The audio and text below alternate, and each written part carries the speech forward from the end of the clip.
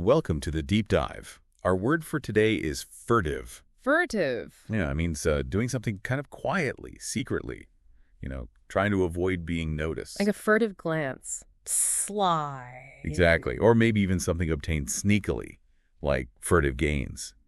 And that actually leads us right into our topic today. Which is? Understanding when someone might be, hiding their true feelings, Oh. being a bit furtive about them, you could say.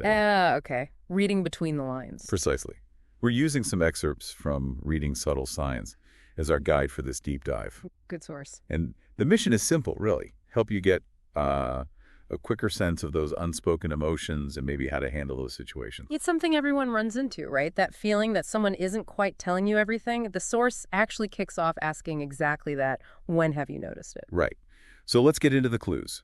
First up, mismatches. Oh, yeah, the classic. The source really highlights this. When someone's words say one thing, but their posture, their tone, it's all telling a different story.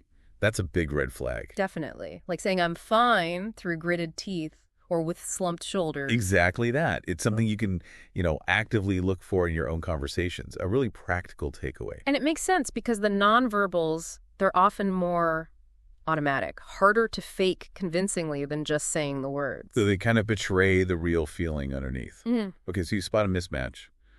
What then? Do you call them out? Well, the source advises caution there. It says, don't always push for the full story if they seem resistant. You have to kind of feel it out. Exactly. Pushing too hard can make things worse. Maybe they just aren't ready to talk, or they need to process it alone first. Respecting that space is important. Which leads to another really interesting point the source makes. Sometimes people actually need to talk about how they're feeling, but, and this is the key part, they don't necessarily want you to fix it. Ah, yes. The journey of just saying it out loud? Right. It's like the act of talking is the point for them, not finding an immediate solution from you. That's such a crucial insight. Often the best thing is just to listen, properly listen, without jumping in with advice. Just be that sounding board. Yeah. And that ties into this fantastic line from the source. Doing nothing is sometimes the best something. I love that one too. It seems paradoxical, but it's so true sometimes. It's about knowing when to step back, give them room to breathe, Absolutely. It's about trust, really. Trusting them to handle it or to ask for help when they're ready. Knowing when to offer and when to just be there quietly. Okay, but why do people hide feelings? The source offers one big reason. They're afraid of spreading negativity. Yeah, like they don't want to burden others. Exactly. They're trying to sort of shield people from their own difficult emotions. Which shows an awareness of the social impact of feelings. We know our moods can affect others. Definitely. But there's a warning that comes with trying to uncover those hidden feelings too forcefully. Uh-oh. What's the risk? Well, the source puts it pretty bluntly. You risk stepping through lots of crap and maybe even getting cut off entirely if you push too hard for the truth they're not ready to share. Oof. Yeah, that can seriously damage trust. Good intentions, maybe, but bad results if you're too aggressive about it. It needs a delicate touch. It really does.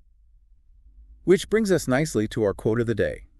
It's from Gloria Steinem. Okay, let's hear it. The truth will set you free, but first, it will piss you off. Okay, yeah, that fits perfectly. Doesn't it? Think about uncovering hidden feelings, your own or someone else's. It's often uncomfortable, maybe even upsetting, before you get to any kind of clarity or freedom. It really nails that potential emotional turmoil, that messiness involved. It's rarely simple or easy when truth comes out after being hidden. So to kind of wrap things up for today's deep dive, what are the main things to keep in mind? Well, number one, watch for those mismatches. Words versus body language. Big clue. Right. And number two, respect timing. Don't force disclosure. Feel it out. Yeah, and remember the power of just listening sometimes. They might not need a fix. Good one. Also, understand why people hide things like avoiding negativity. And finally, be careful about pushing too hard. Remember the potential cost to the relationship, that delicate balance. Exactly. So maybe a final thought for you to consider, building on that Steinem quote.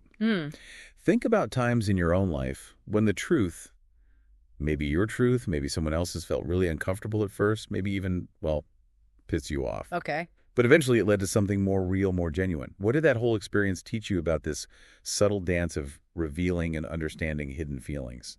That's a deep one to reflect on. That interplay between discomfort and authenticity. Worth mulling over.